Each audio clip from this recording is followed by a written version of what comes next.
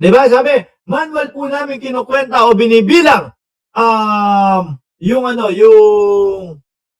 yung kaperahan daw ho. Putek, sabi ko, ang daming pera nun ah. Kung di ako nagkakamali, higat 80 yata. Yung ano, yung maleta. Diba, daming pera nun, ilang araw kayo matatapos na. Tapos makita doon sa picture naman nun nila, mga kababayan, meron naman pala silang pang ano, pang bilang. Rice cooker nga lang ho. Rice cooker, tapos yung ibang pera, mas mahaba pa ho dito sa ano ko, sa kamay ko. Sabi ni Janelle Van der Herst, dishonorably discharged, mga yun. Yun pa lang, they are not credible na witness. Baka nga yung iba dyan, maghihigante ako kasi natanggal ako, nasisante ako noong panahon ni Bongbong Marcos. Kaya ang gagawin ko, babawi ako.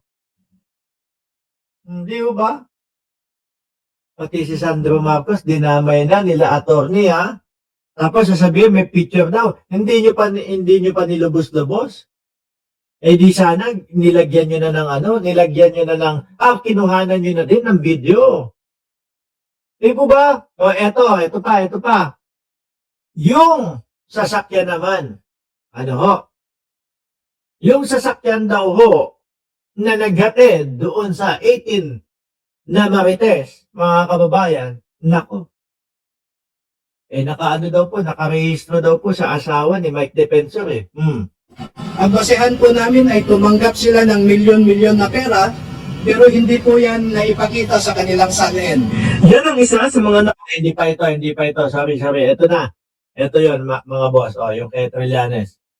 Kung saan sila, Okay, who do you believe is behind this? To organize the 18 Marines, to have that press conference, get their affidavits together. Who is behind it or which faction? Okay. We're getting information right now na galing sa Duterte camp. Tanong pa ba yan?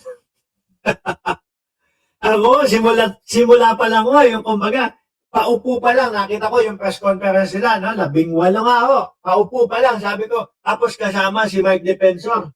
Nandoon. Ay, putik na to. Alam mo na kung saan galing eh. Yung mga tao na yan, ang matagal na pong gustong matanggal si Pangulong Bongbong Marcos, mga kababayan. No? Sa aksyon nila at sa mga sinasabi ng dating senador na si Trillanes ay iisa lang po. Galing sa Duterte camp po, mga kababayan. Yung nag-finance, nag-organize ito. Itong mga front, siyempre si Maligod yung gustong umiksena dyan. Pero, Oo nga, no? Kasi yun yung nakikita ko, boss no? Dating senador Antonio Trillanes, yun yung nakikita ko. Si Baligod ang nakapont. Na ang dapat para ho sa akin, ang mga ini-interview, yung 18 Marites ho. No?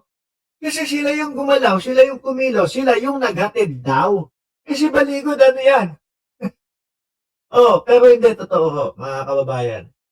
Nung press conference sila, tinatanong yung ibang mga sundalo Hindi makasagot Parang alam na, kumbaga, alam na sa galawan na walang isasagot kaya ibinigay kay Baligod yung mikropono nakita namin yung mga iba't ibang mga information like the cars used by the Marines sa pagpunta ng press con.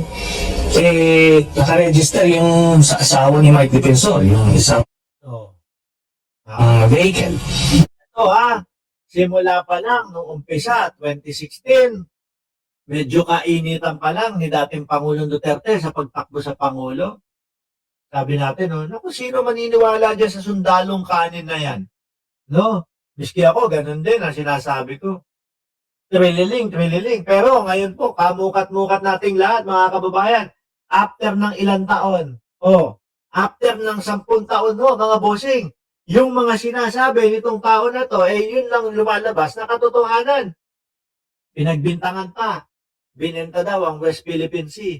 Pero sa mga nakikita po natin, lalo na yung mga alipores ng mga Duterte, yung mga chinador ho, sino sa tingin ninyo ang nagbebenta sa West Philippine Sea? Si Trillanes o yung mga alipores ni Duterte at sila Duterte? Ako, kung tatanungin niyo ako, mas papaniwalaan ko na itong mga alipores at sila Duterte ang nagbebenta ng West Philippine Sea.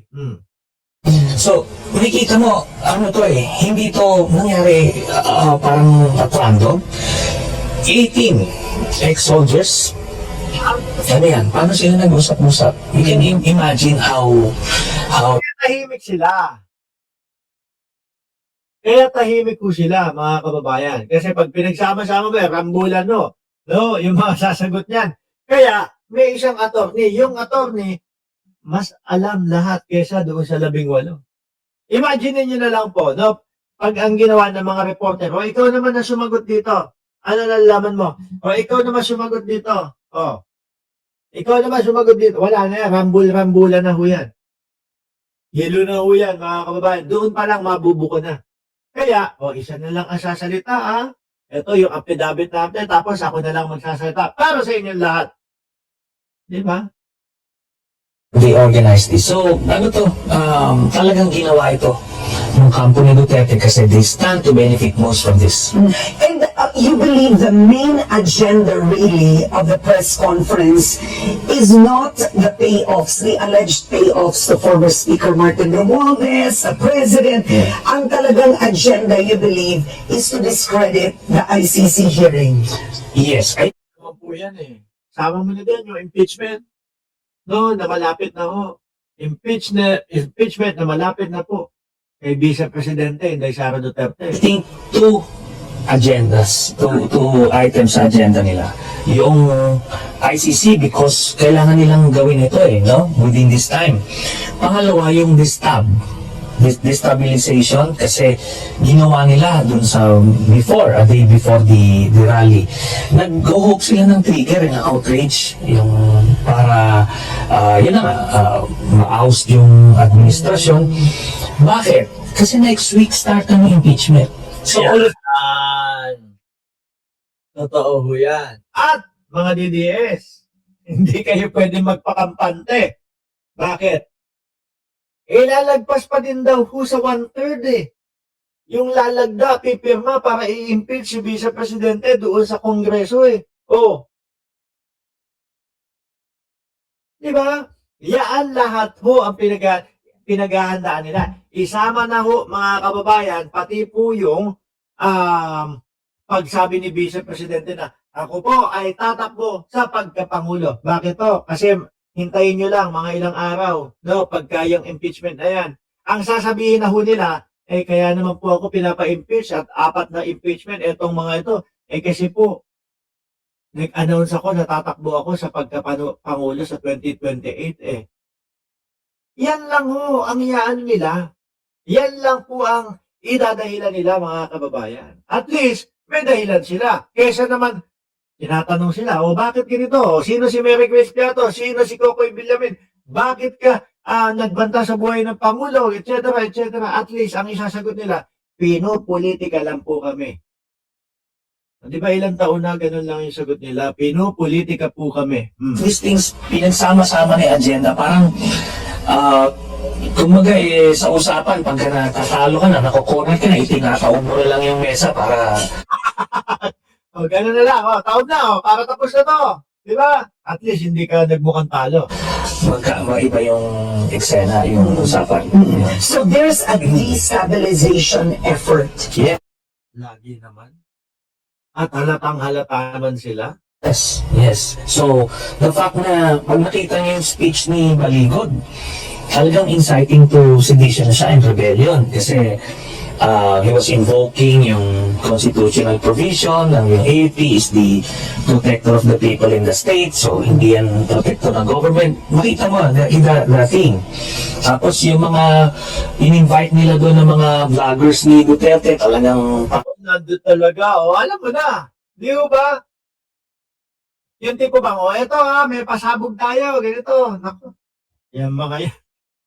Halata naman mga nag-uusap-usap yung mga yan. na-agitate yung mga nila, mga questions sila. Talagang it was so set up to ignite certain emotions.